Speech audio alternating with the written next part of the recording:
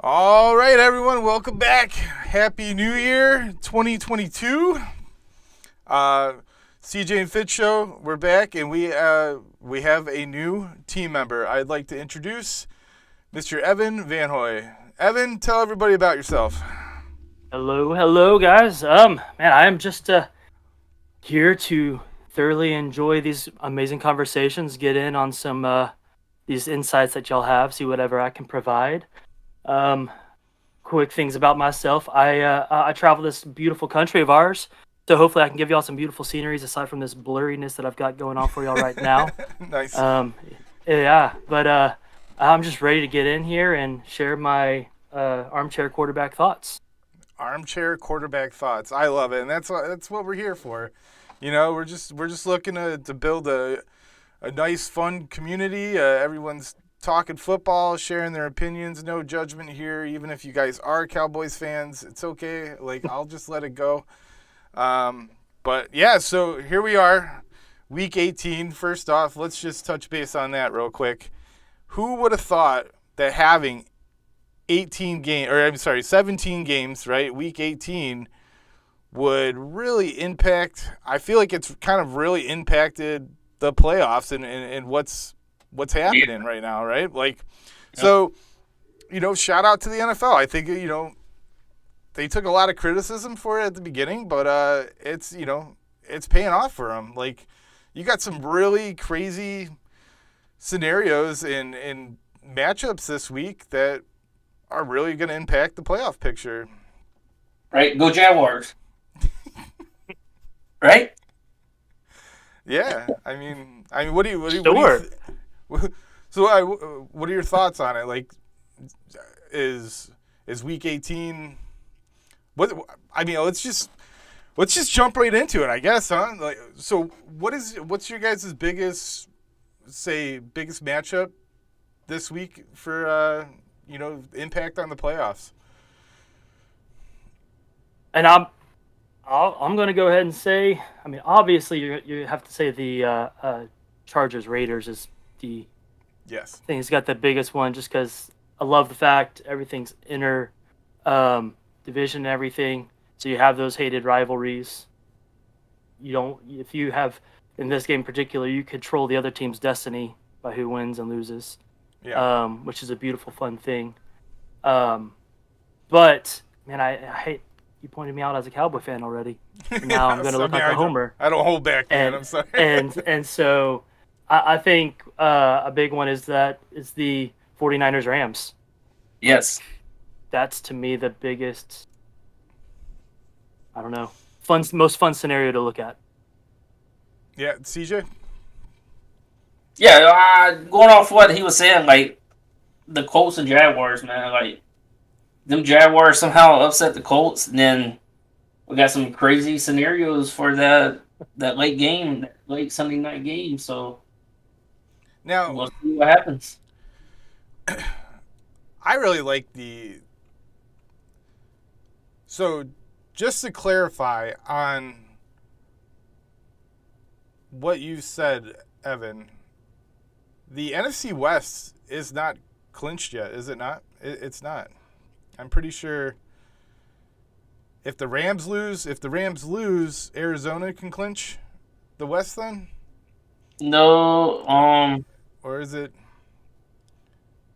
Yeah, so I know if Actually, you're the Rams lose, then the Cowboys most likely, and if they win that whole scenario, they're going to drop down to the 5 seed.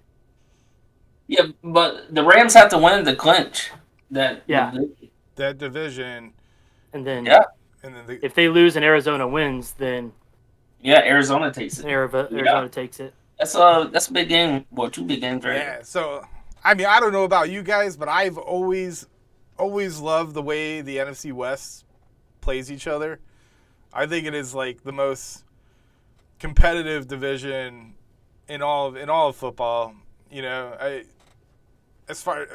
feel like they all rival each other. Honestly, like I don't think there's one true like Dallas and Philly is like, in the NFC East, right? Dallas and Philly in that division has always kind of been this like game. You know what I'm saying? But I feel like in the West though, every game is a rival game for them because they've always played each other. Like they've all played each other so tough throughout the years.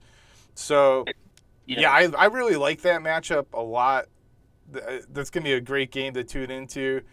But back to also the AFC West, the Chargers and the Raiders. Yep. I mean, talk about a team that's gone through as much adversity as the Raiders have. You almost kind of want that, fairy tale ending for them to make it into the playoffs. It's John Gruden, Henry Ruggs situation. It's kind of like this. They're the Raiders, just period. You could just they're say the that. Raiders, yes, right? So, yeah. Yeah. So yeah, I mean it's it's great. We got Jake here. Jake chimes in. Jake says the Week 18 literally kept everyone in the playoff picture, and until, and it's true. We saw how many teams get eliminated last week. There was a handful of teams that were in the picture that got eliminated last week. And that I don't. Dude, the Saints are still in the playoff picture. Right. Yeah, it's like they really are. Saints. Yeah, that's where that whole 49ers Rams game is massive for them because if the Rams pull it out and the Saints win, Saints are in now. That's crazy. Instead of the 49ers. All right, cool. So now to put you guys on the spot, what is the quarterback situation in New Orleans right now? Taysom Hill? Is it Taysom Hill, right? Yeah, it has to. Yeah, that's the only legitimate guy they got. Now, if I'm Sean Payton, I'm putting the ball in his hands, and I'm just gonna let him do his playmaking ability. Just let his playmaking ability go. You got nothing to lose. You got the playoffs to lose at this point. But you can't go into this game conservative. I think you can't unless their defense can do what they randomly jump up and do. Their defense can. What happened against Tampa Bay when they shut out Brady was not an anomaly. If you watch their games, their defense keeps them in. It's just 3 and outs. Their defense get worn out. I know that's a typical thing to say, but it's true. Oh, no, I'm out here in NOLA land area. Yeah. And so I have to force feed. That gets forced down my throat here. But watching them, I'm like, man, their defense really keeps them in this stuff. Who did?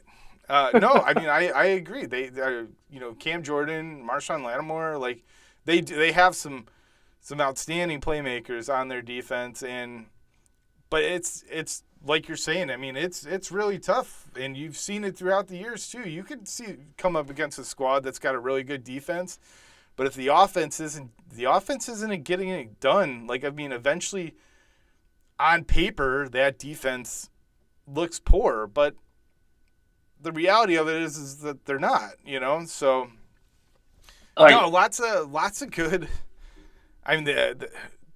Looking at it now, Alvin Kamara's been playing a lot better too, so that's helping out the offense. So, yeah, he what was it? The Monday night game? The Monday night game when Ian Book played, and you would have thought that Alvin Kamara would have put just the whole team on his shoulders, and he didn't do anything. Actually, I think he took that personal foul too at one point. You just tell that mentally, I don't think he was in it. You know what I mean? And this is the type of situation that they're in. This is where you want Alvin Kamara to put that team up on his shoulders and just kind of against a Falcons defense too. So. Yeah, this is calling for him to go off. So the Falcons, just played. It really the Bills. Should just be Taysom and him going off. Right, exactly. Last week, Atlanta's run defense. Devin Singletary, Bills running back, had over 100 yards rushing for the first time all season against them. Josh Allen added on another 80 yards rushing. So the Kamara Taysom Hill, combination there is very, very fitting just based off of what Buffalo did against them last week. So, yeah, I'm on board with that. I mean, and then the Rams need a win to clinch the West and lock down the second seed. Niners need a win to go into the playoffs. Niners need to go in to win to jump into the play or to stay in the playoffs. Arizona then jumps up to the fourth seed. Arizona would then jump. Well, it's depending on if Dallas wins. Yeah. Right. If Dallas wins, Dallas goes up to 3. Arizona jumps up to 4. Tampa's at 2. The Rams fall back to 5. And then the Saints would be in at 6.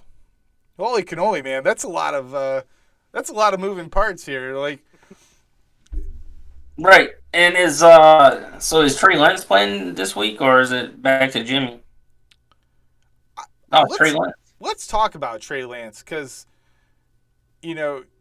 first career start, starts off kind of rough, and then Kyle Shanahan just kind of let him do his thing, like just let him go out there and play ball. And I feel like with all these, you see it in the Lamar Jackson, Josh Allen, like all these young quarterbacks that have like more talent than just the standard drop back and pass type quarterback. You know what I mean?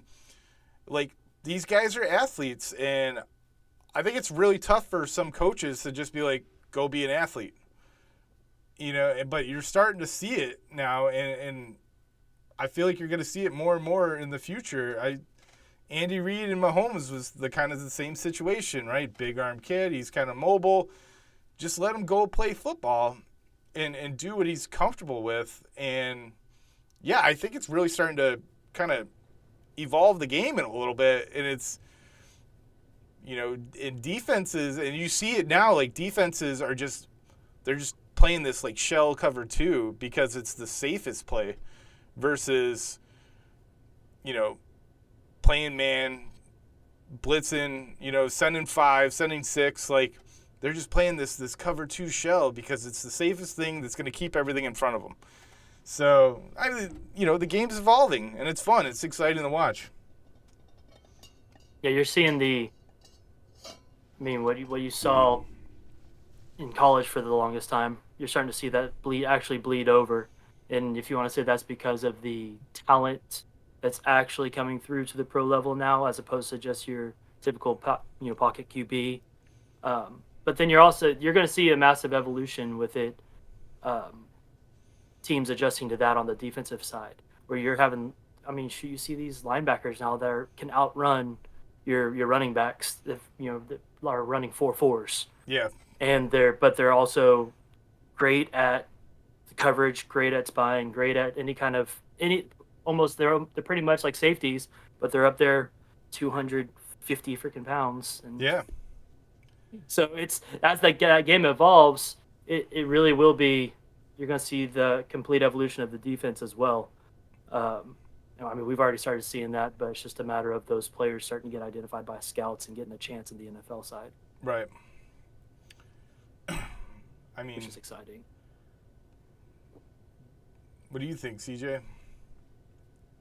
Well, no, exactly what he says. Like, there's 2 up and coming linebackers that's coming in the draft, Nakobe Dean and Devin Lloyd, and these guys they're like lightning quick fast. So teams are going to jump on that, athleticism, and you're going to start seeing this brought into the system more. So watch out for them guys. So a player that kind of comes to mind, like as I'm talking to you guys about this, is Micah Parsons and the way that that he was utilized in the Dallas defense, right? Like this guy's lining up at the edge, he's lining up at outside linebacker, he's dropping back into coverage. Extremely. Devin White last year, Devin White really started to. Devin White's a phenomenal linebacker. I love watching that guy. he has the talent to play any position Yeah. on defense. Well, I mean, his cover skills are pretty good, but like, on the front seven, he can play anything on the front seven. Yeah. I mean, So, it's exciting. That was a great way to break it down there. You know, about how offense is evolving and the defense is going to evolve with it. That's I mean, it's where you see Belichick is always kind of slightly ahead of that curve. Where it's a chess game. It's a chess match. Everybody's up against everyone. It's their minds. If you ask 90% of the coaches in the NFL will be they're the smartest person in the room. So that's pretty much what it is. But that biggest evolution is just watching these college guys starting to come in and actually get these chances. It's crazy what you're seeing coming in. It's just evolving massively. picks in the draft. Watch. say that again. So they're going to start being like teams in the top 10. NFL teams will start drafting players like that. Oh yeah, And these it's bound to happen. talent, just talented athletic players, right?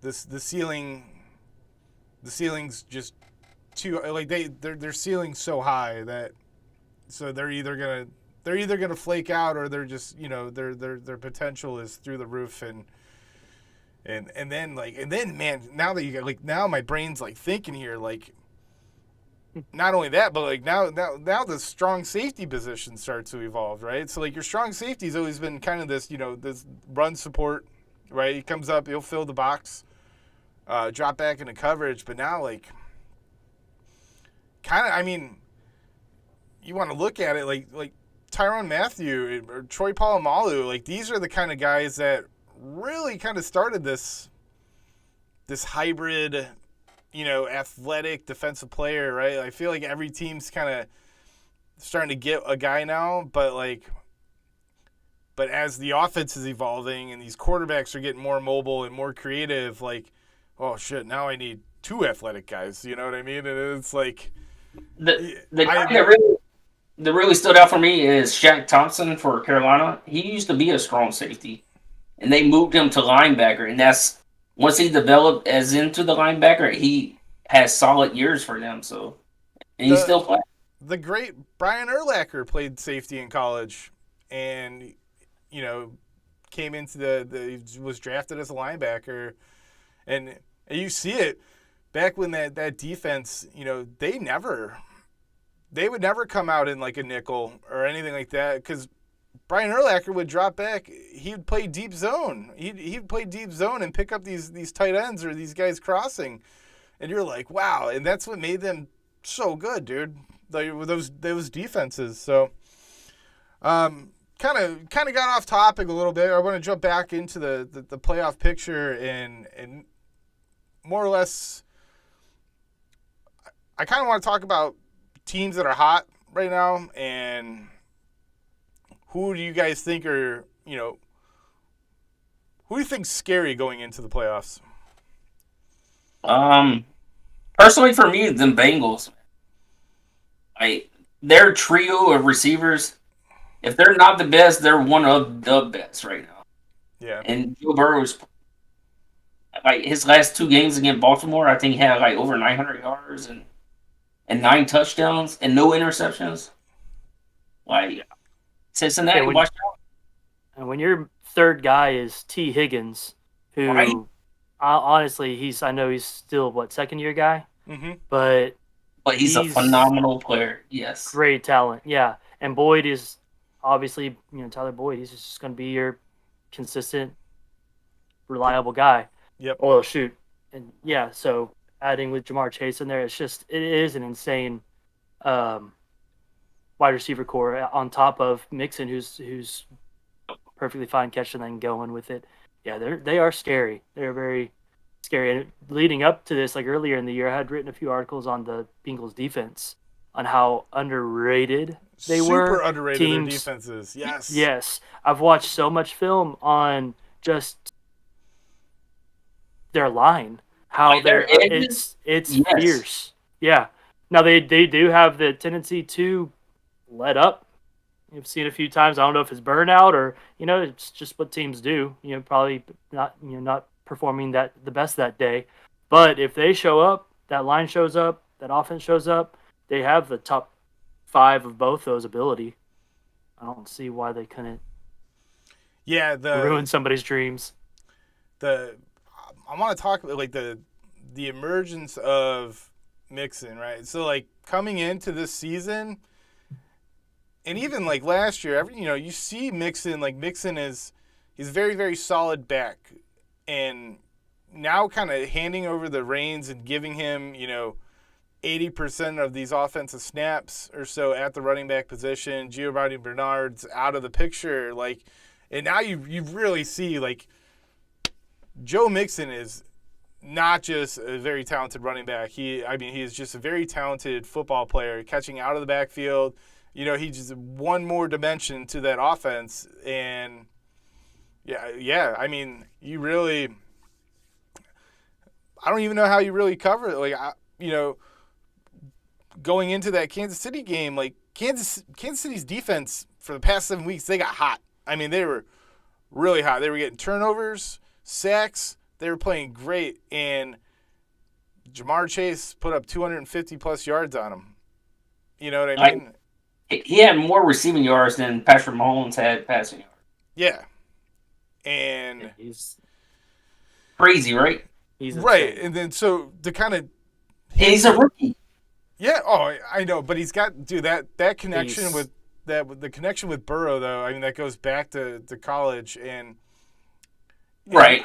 You want to talk about like connections from college too, like where I wish that they would have evolved would have been like Mason Rudolph and James Washington out of Oklahoma State, right? A few years ago, 2018 draft.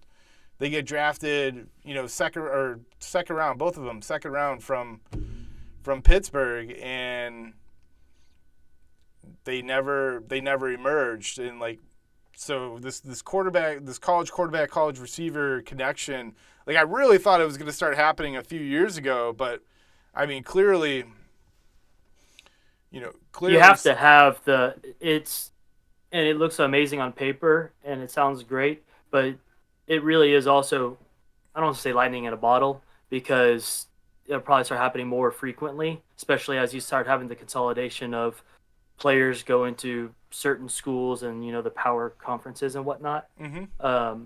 But you have to have that rare connection where both those players are legit NFL talent. Yeah. Where it has to be there. That connection can be wonderful, in college, and you get there, and it's just that timing's off. Or if that one person, that one receiver, isn't able to actually, make that separation he was in college, it throws everything off there, and that trust goes away. With Jamar Chase and Burrow, they're both going to be in the league, top 5 guys in their positions. Like another example is Tua and Waddle. Their production has gone up and up. Insane. Right. Waddle's going to be a top 10 receiver next year. Waddle's going to help carry. I mean, yeah. I like Tua, not as much as Burrow, but Waddle's going to definitely help that connection. But it's that timing, that chemistry. It is. Yep.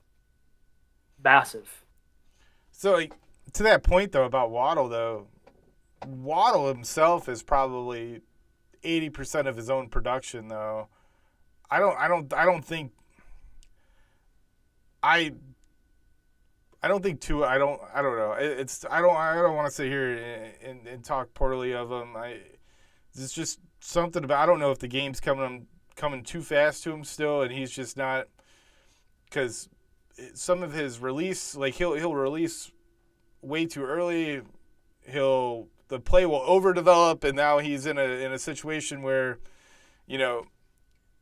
now it's just looking like he's hanging on to the ball, and it's just, it's tough. That situation in Miami is tough, because this is going to be a situation where they have the defense right now. It's like Miami's defense is great. Yeah, they have a really, really solid defense, but how long can that defense stay together and be productive before this offense catches up to them. You know what I mean? Like, and that's where I kind of like, unfortunate, like, I feel like Miami needs to make a decision now with Tua. Either we're going to move on from him or we're going to commit to him and we're going to get him more weapons. And you got guys like, Devontae Parker's great, but you could probably let him go now. Mike Hollins, I think it's Hollis, like he's come on to be a pretty solid big receiver for them. Like, start getting these younger guys that you have on your roster then involved and let them develop some chemistry. Or, Gesicki, he's a good setup tight end. Man, Gesicki's a super solid tight end, and yeah, on that offensive side, honestly, they probably hold on to Parker. I don't see him getting a whole lot of money, and they probably keep him for a little bit cheaper. Still. Yeah. I mean, who knows? You never know. Teams are willing to throw money at some guys randomly, but Kenny Golladay. Miami taking a receiver because this is a very deep class, and another receiver come in to help out Tua. So, I mean, watch out. I mean, they could be a contender next year.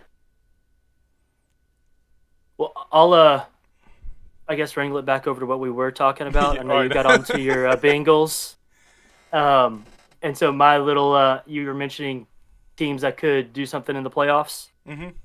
I'm going to go with the wild card side just because those are always fun. I think that on the AFC and NFC side, your top 3 seeds, even if it's Rams on the NFC or Cardinals, I think any of them, they all possess that ability to just, go through. It's a wide, to me, Super Bowl window. Obviously, I think the Packers are, as much as I don't like to say it, Aaron Rodgers is in his stinking zone right now. But without me going off on that rant, team I'm most excited to kind of keep an eye on and see if they could disrupt some stuff is, I know everybody's hoping for the Jaguars to take them down, but I think if the Colts can get in there and Wentz can get that lightning in a bottle, I've used that phrase too many times now. You're good. They are. I love their talent. They're still young. They had such an amazing draft with Michael Pittman Jr. and getting Jonathan Taylor. It's those combos. They have amazing weapons, and their defense going into this year was the thing that I was thinking that they're going to kind of hang their hat on, which they still can. They've shown a few ways. I know Darius Leonard. I don't know his status right now. I know he was out last week, but that was just COVID, though, right? Yeah, I think it was COVID related. I mean, okay. Darius Leonard's he's one with him out there. That's what makes them. No, exactly. I mean, I think it's been proven time and time again. Like, you might not have to have the best defense all year long, but you got to have the best defense in the playoffs. Tampa Bay proved that last year.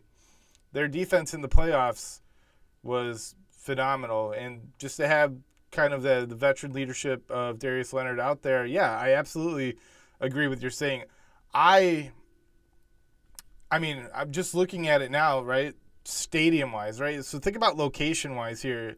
If Indianapolis goes on a run, Chiefs, Titans, Bengals, Bills, Patriots, they're all outdoor stadiums, right? You come into a bad weather game, Jonathan Taylor, feeding him the rock, that's you know what I'm saying? Like, that's something to think about. Yes. Who can run the ball? I mean, and he's used to running up in that cold in Wisconsin. New England has a consistent run game, but I don't think they have the Jonathan Taylor caliber running backs. So yeah, I mean, Jonathan Taylor, he's super hot. He's in the MVP conversations right now. He's having an outstanding year. Yeah, excuse me, and they you can't forget about Naheem Hines either. He's very, very, very shifty. He's a Swiss Army knife for them. Yes, exactly. So yeah, I'm with you. Like, I mean, the Colts, if the Colts get in. And somebody just got activated off IR, Derrick Henry, today. Oh, yes. Oh, he did. So Ooh. I would love to see we were talking about running backs and running everything. back combo. Right? So, That I would mean, be he'll fun to probably watch. be ready for the playoff. Yeah, I mean, yeah, it's going to be I think that, man, the AFC, I'm just looking at it. Right, just looking at the AFC picture, you have the top 4 seeds right now, they all have great defense. Their defenses are playing great.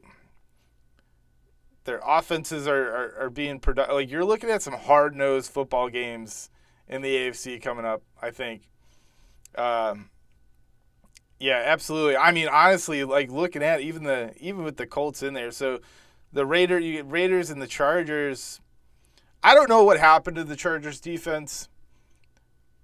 I mean, Pretty high on them. Huh? I said we were both pretty high on them I at the beginning of the year. I was extremely high on them, man.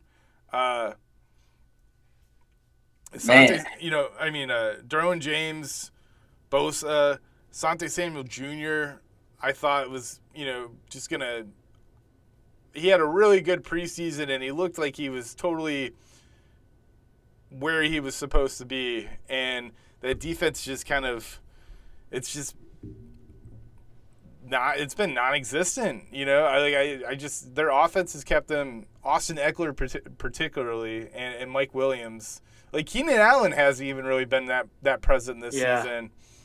Yeah, it's going to be interesting seeing them in the offseason, what kind of wide receiver moves they make. Yeah. I think we might see something shuffle around over there. But looking at it, like the top 6, I honestly think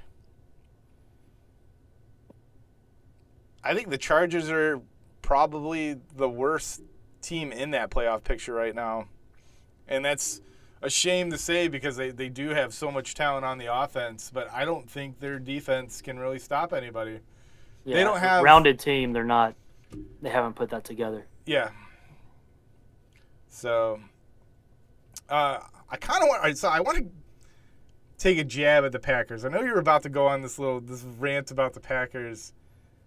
The Packers don't scare me until they make it to the Super Bowl. That's all I'm going to say. Hold on. The Packers, just about everything they played in the last 5 weeks, either the quarterback has COVID or something, some type of injury or something. So they haven't played against a complete full team. I agree, 100%. No. Yeah, they haven't played. They've gotten the easiest last month's worth of football. Easiest, yes. And honestly, besides that Minnesota game, they've all been pretty close still, like all those games, right? I mean, that Minnesota game, that was tough. Sean Marion or whatever, like that was. Yeah, that was rough. That wasn't even. I think I turned it off in the first quarter. What kind of sports podcaster guy does that? But I did it, man. I was just like, okay. When it's difficult to watch, man, it's physically painful. I know what you mean. Yeah. We had back-to-back weeks. It was that, and then the week before was the New Orleans. Was it the Miami game where Ian Book? Yes. Yeah. Both those. And 2 weeks in a row, I was like, I physically can't watch this. Which is. It's tough, and of course it was unfortunate circumstances that those kind of games were like that, but I just want to kind of off topic again here. I thought every Thursday night game this year was absolutely phenomenal. I loved every single Thursday night matchup. That every game the was NFL close. definitely listened. Yeah, every game was close. One score, it was coming down to the wire type stuff. Like, Thursday Night Football this year was extremely exciting. So, but yes, all right, back to the playoff picture. I just had to get that out. We were talking about Monday night games, primetime games. All right, so then let's just run a quick scenario. If you're with the Packers, because I'm not a Packer bandwagon person, that's what I'm saying. Like, I don't want to go off on how I like them. It's just because of Aaron Rodgers and Devontae Adams. That connection, honestly, not a whole lot else going on over there, but they just have some kind of mojo going on. Mm-hmm. With what's happening with the Packers? Who would they play? Say everybody on the top end wins out. All the top seeds win out. Yep.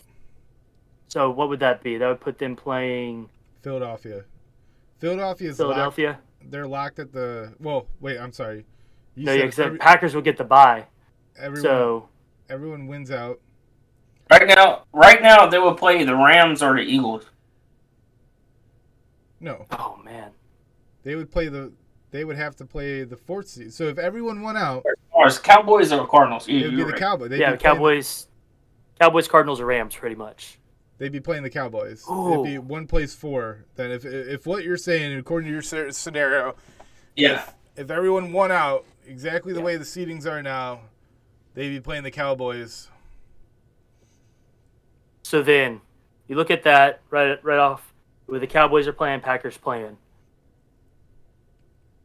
Man, now I'm going to eat my words on this one. I honestly don't. With the Cowboys, if after last week it throws that kind of asterisk in there, but if the Cowboys defense actually plays how it's been able to, that could be extremely interesting because, like I said, the only thing it's got going on is the Aaron Rodgers mojo. But and the Cowboys defense has been the thing that keeps them going. So I'll go ahead and retract that. Put that on record.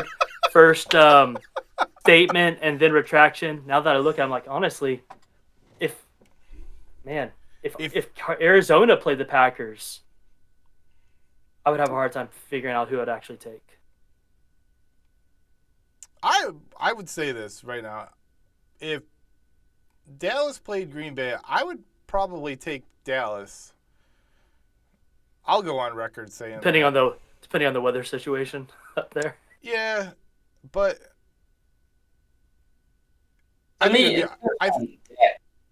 what's that? Depends on Dak, how Dak plays. Dak Prescott. Yeah. I would honestly, and if you can get Zeke and Pollard going, is really where I would stand defensively.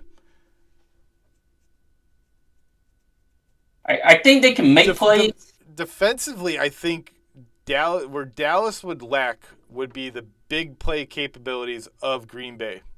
Yes. Right? Yeah. So they would have probably 1 40+ yard touchdown and no doubt 3 or 4 against Diggs 20 to 30 yard actual receptions. Right. Absolutely. Yeah, Diggs too. It's as much as I love his play, he still has a lot to develop on that part. Yeah. So he's in hunter mode all the time. Yes, he's an aggressive football player, and for the most part, it's been beneficial for him this year. But he also, for as many picks as he has, he's also given up the big play as many times. He's given up the most receiving yards. What's that? He's given up the most receiving yards. Yeah. So, and then, if I'm Dan Quinn, I'm not putting Diggs in a man situation with Devontae Adams at all because I think Devontae Adams wins that. Eat his lunch up. Right. Yeah. He'd be laying out like a little blanket and just a picnic basket and everything, and he'll just okay, throw me the ball.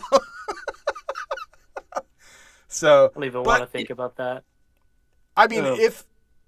So I would take Dallas. All right, I really would. It would come down to time management, getting that run game going, right? Getting Zeke, Pollard going. You guys, or Dallas, still has one of the best offensive lines in the game. Get the run game going, control the clock, keep Aaron Rodgers and company off the field as much, and then I think you have yourself a shootout, right? And because against Green Bay, that's pretty much what you're hoping for is a shootout, and then it just comes down to who can make more plays at the end. So I would take Dallas. I really would. Dallas has extremely talented wide receivers. And as talented as Devontae Adams is, Alan Lazard and Scantling. I didn't want to butcher his name. Marquez Scantling. Because Valdez Scantling. Yes. They're talented, sure, but I don't think they're at the caliber of. I mean, even against Arizona, like Cedric Wilson filling in for Gallup, like Cedric Wilson had a really solid game. Like he's done that this whole year because Gallup got hurt right at the end, and he come in and fill that position. So yeah. And Dalton Schultz, get that boy the ball more, man. I'm right? serious. Yeah. So I liked it. That was a fun scenario. I would take Dallas in that situation. And just for shits and giggles here, if Green Bay makes it to the NFC Championship, I don't think they get out of it, dude. Aaron Rodgers is like 0-1,000,000 in NFC Championships in his career. I mean, it's true. Every year they have home field advantage. You're like right. cold weather game. Oh, this is Aaron Rodgers. This is the time right here, and like they kicks the bucket, man. Like so. I do want to talk about Philadelphia, and if where the standings sit right now, Philadelphia would play the Rams, and I like Philadelphia right now. Yeah, and I like Philadelphia right now because they're just playing hard-nosed football, man. That's it. They're running the football really well. Their defense is making stops. I like Philadelphia. Just they are. I mean, they're. You have this. When you think of the Philadelphia Eagles and the nostalgia of them and everything, you got the rootin' tootin' baddest fans in the world. Like the way that Philadelphia is playing football right now totally fits that city, and I think if I'm the Rams, I'm a little worried about that, honestly.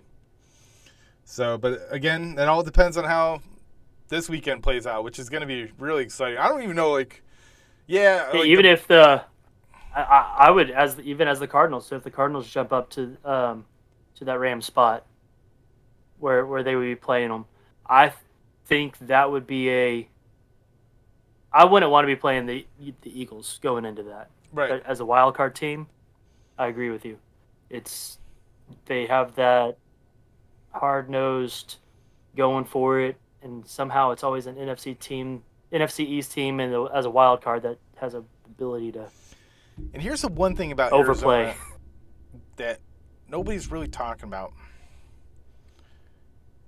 Besides Zach Ertz, who on that team has any experience in the playoffs? On the offense, nobody. Yeah, offensively. Nobody. Yeah. Yeah. You've got all your veteran guys. And then Hopkins never really gone. AJ Green's never really gone. Yeah, D-Hop went the 1 year. Houston, Deshaun Watson. Yeah, that 2000 quick fading. 2016 against the Bills. Not a measurable large amount of experience. Yeah. So and Cliff Kingsbury too, man. Like, has he really had to coach a big game? I'm not pro-wise. Right, not pro-wise. Like I'm curious, like. No, it's definitely going to be a proving ground for them. Yeah. Because I mean, they are very hodgepodge thrown together. You got James Conner is reliving his. Not reliving, but just really on the touchdown side, having a revival of things. But I mean, you've got James Conner, AJ Brown, Zach Ertz. Like it's almost like you're just all right. Let's compile a lot of these guys that used to be good and just really hope that they can reignite things, which Zach Ertz has. Oh yeah, I mean Zach Ertz, he's playing great since he's got over there. The James Conner thing is like I never looked at James Conner as like a red zone threat No. ever in his career, and that's like all they utilize him as is like. But He's he like, scored. oh, I know. Efficient. I do love Chase Edmonds. I think Chase Edmonds is very dynamic, and they just Edmonds and Rondell Moore combo yeah. is watching. I had broken down some film before and watched literally because they'll do that Wildcat. Rondell Moore, Chase Evans, and then also Kyler Murray. No lie, like you go. I can't remember which game it was, but you watch them and they threw into within a 5-play scenario. All three guys like actually took the snap in a Wildcat, and I was like, I couldn't tell who was who. Yeah. Size, speed, all of that. They're just, and so they do have that crazy athletic ability. Can be sneaky. I don't know. I love that kind of stuff, man.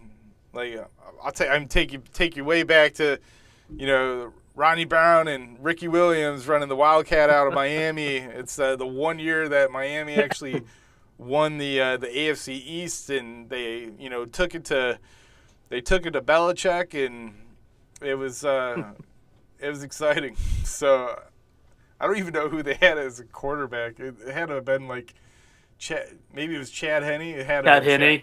Chad Henne. Yeah. I think it was Chad Henne. So, no, I mean, super.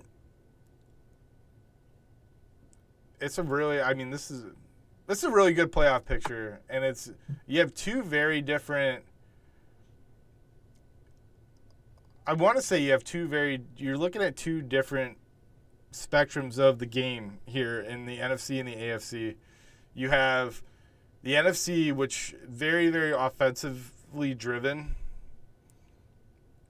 And then you have the AFC, which is very, very defensively driven with, you have a few offenses in there that are really, really competitive. So it's going to be, if you guys had to call it right now, who ultimately, just AFC, NFC, like you don't have to pick a particular team.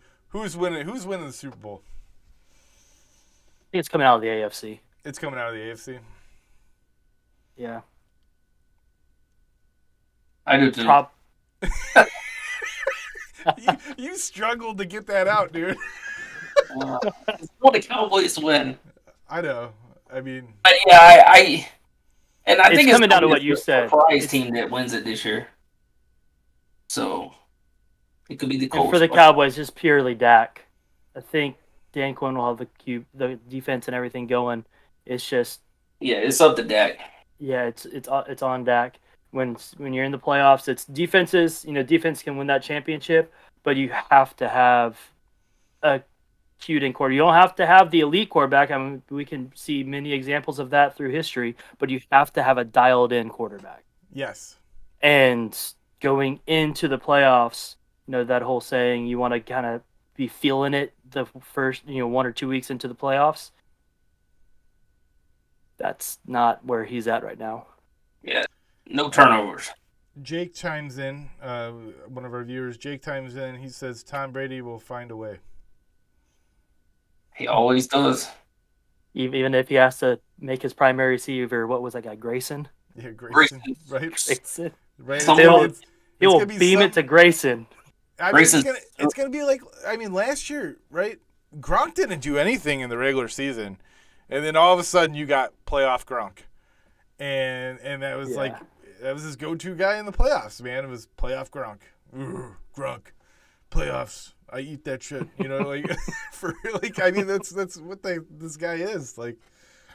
But yeah, no, so he'll find Tom Brady will find the hot hand. You're absolutely right, and it could very well be this Grayson guy.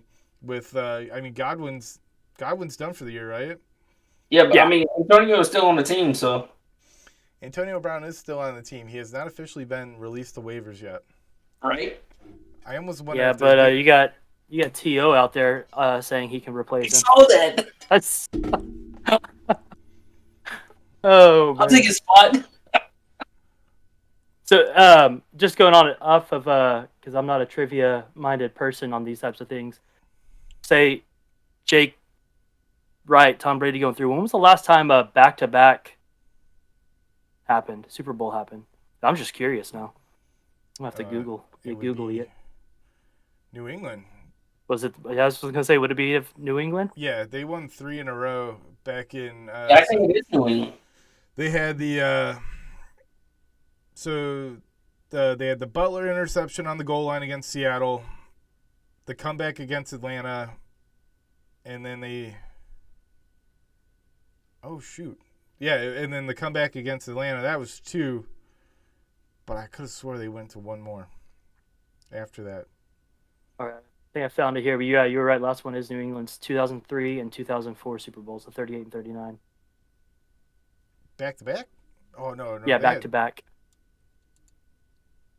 Really? At least that's what I'm seeing on here. Hold on. Now you got me curious. No, the last one was. Yeah, you're right.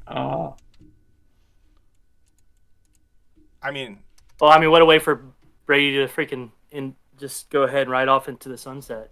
Actually, You know what, I'm just gonna 2004 end to it with a back-to-back. 2005. Yeah. Of course, he's going to play till he's 50. So It's when New England beat Carolina, and then they beat Philly. wait, back to. Oh man, you're. I didn't realize the Denver Carolina one happened in between that, the Seattle game.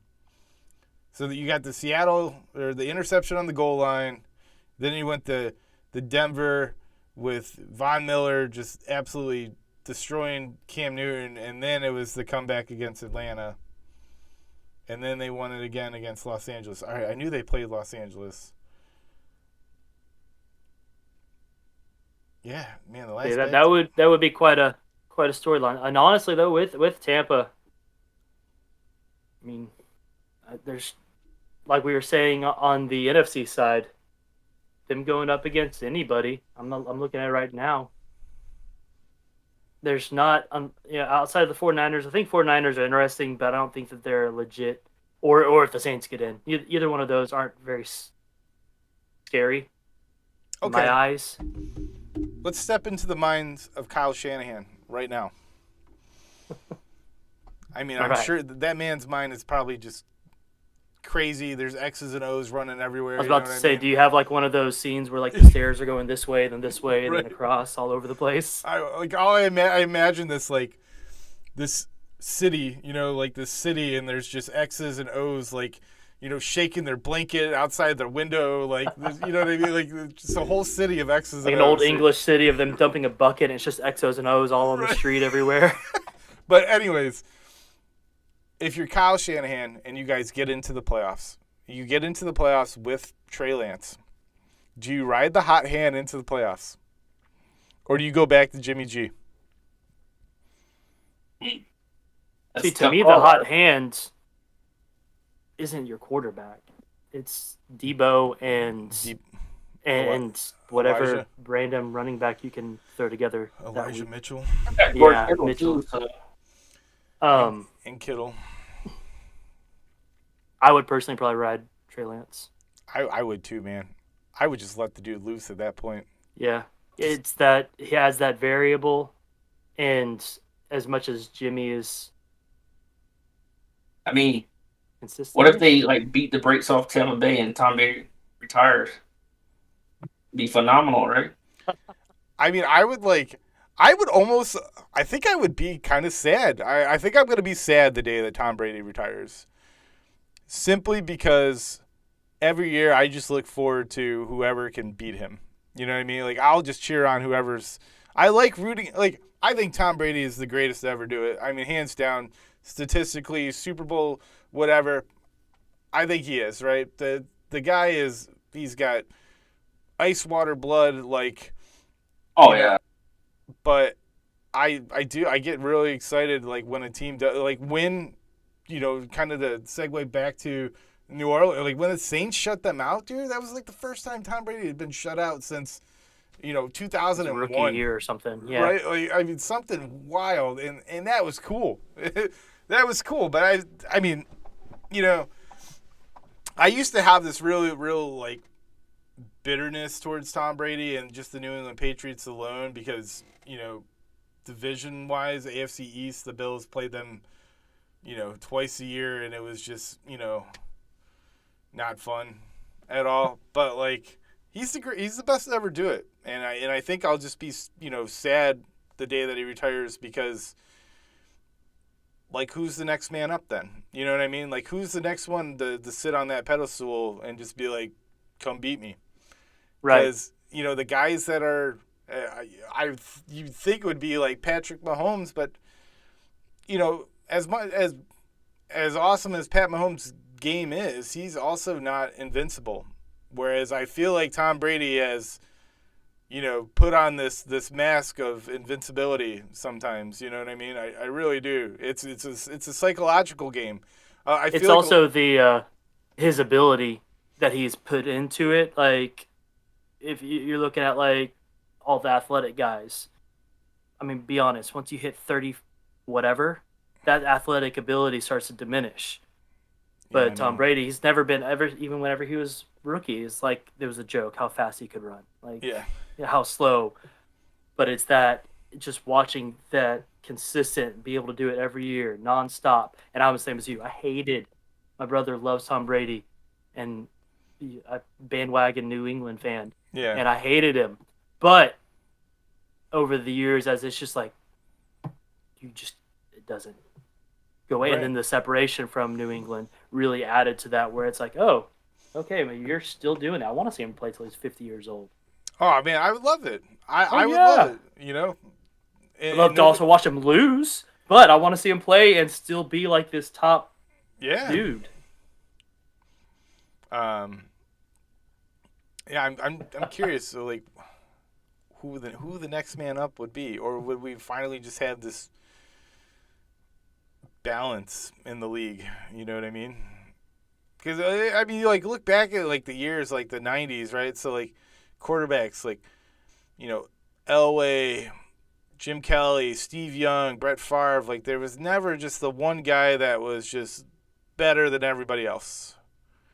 And right now, I feel like it's no matter what. I mean, look at him; he's leading in passing yards. The dude's 45 years old. Is 45, right? And he's leading the league in passing yards right now.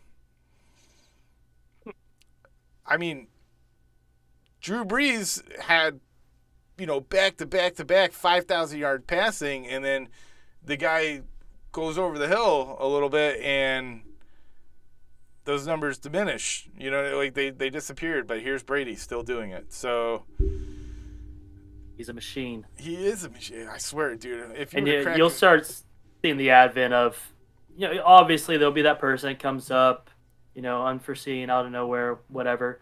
But I think that seeing the Mannings, Breeze, Aaron Rodgers, even possibly like in those windows where guys can play so long, or even shoot with one team pretty much, you're going to see that kind of go away because of the a little bit just because of the emphasis on the athleticism until that wave kind of corrects, because that's how the league is. It's overcorrect, and then they're going to readjust, and there's always in this little bit of a wave of how the league's played. Those athletic guys can't stick around that long. As long as they are. I think you hit the nail on the head that he's a robot, man. Like all I'm thinking now is that like Skynet did activate, and they just sent Tom Brady back. Like Tom Brady is a Terminator. That's it. Yeah, right. So, well, we're So Antonio Brown just released a statement about what happened on Sunday. So basically, I guess he had his ankle was screwed up, and they told him he told the coaches that he was hurting and he didn't want to go into the game. They're like, well, if you don't play, you're getting cut. So that's why he acted the way he did. Oh yeah, I mean, a lot of the reports were coming out that well, obviously I don't know, it's muddy water at this point, but like, there were some implications that they weren't going to give him the catches that he needed to hit his contract bonuses, but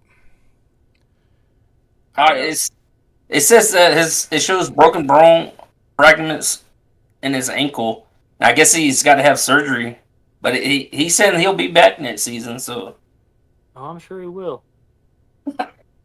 Him, those guys like him, Dez, T.O., those guys will always be getting at it. right. They'll be trying because that's their game, that's their life, and rightfully so. I mean, you got to give Des Bryant, shout out for coming back with Baltimore. You know what I mean? Like, so. Yeah. Yeah, It's man. the love of the game. The love of the game. It's man, I'm really excited for this weekend, and I'm just Yeah, we'll have a lot to talk about next week. man, I can't wait. I mean, I just can't wait for the final playoff picture to just be laid out for us. You know what I mean? And then we could really go down these Deeper dives. Yeah. these paths, right? Because The matchups. The They're gonna be matchups. fun. maybe upsets, because there is always a wild card upset, and it's just a matter of who is it going to be. On a Monday night. Yeah, and the Monday they have the Monday night game this year. God, I just hope it's not the Bills. I hope the Bills don't play this Monday night game, because they do not do good on Monday night. They don't. They lost to Tennessee on the Monday nighter earlier this year. They lost to New England on that crazy weather game. So Crazy. well, what do you guys say? You want to let's wrap it up with some closing statements. Evan, welcome to the show, man. I had so much fun. Like, yeah, this is a blast. This is it, man. Just dudes talking football, just to kind of reiterate on, the plan and everything for the show and what we want to do. Like, we're just trying to build a fun community with viewers that just want to talk, here we're just talking hypothetical football. We're just throwing out some of our, I'm not here to bash any one team or player or anything. So, I start developing the social media,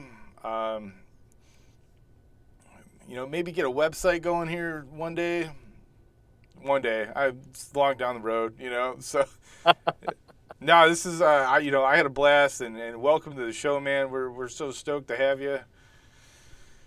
I'm super excited to be in here, and I love what we can get going on, just engaging, like you said, just chit-chatting and enjoying some football. Yeah. Having Jake, having people enter into the conversation, I love that. Yeah. Being able to just, it's really what everybody else does, is just throwing out thoughts, ideas, and having fun.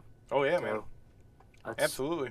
Excited to bring what I can, and maybe some random little crazy thoughts every once in a while. Listen, man, I'm 100% supportive. Especially come off-season time. I'm so supportive of the craziness. I love crazy thoughts. I love just, you want to talk about crazy thoughts, you should see my fantasy football rosters. Like, I pick up guys that I'm like, this guy's gonna be it. He's got the it factor, and he gets cut. You know what I mean? You're like, damn it. So shouldn't have spent that $15 a fab on him. Dang it. Awesome. Well, I really appreciate you guys letting me come in and join in on this. Absolutely, looking forward man. to the future. Like I've been saying, the third voice. I don't think we skipped a beat at all tonight. Just kind of running through it. So yes, welcome aboard, man. And I am so stoked and excited to see what kind of future conversations we have. So heck yeah. Yeah, just want to thank everybody, whoever, for tuning in, and we're live every Wednesday, 8:00 Eastern time. So now we'll be. Huh? Now we are. Yes, that is the goal for 2022. Right. I want to make every week if possible.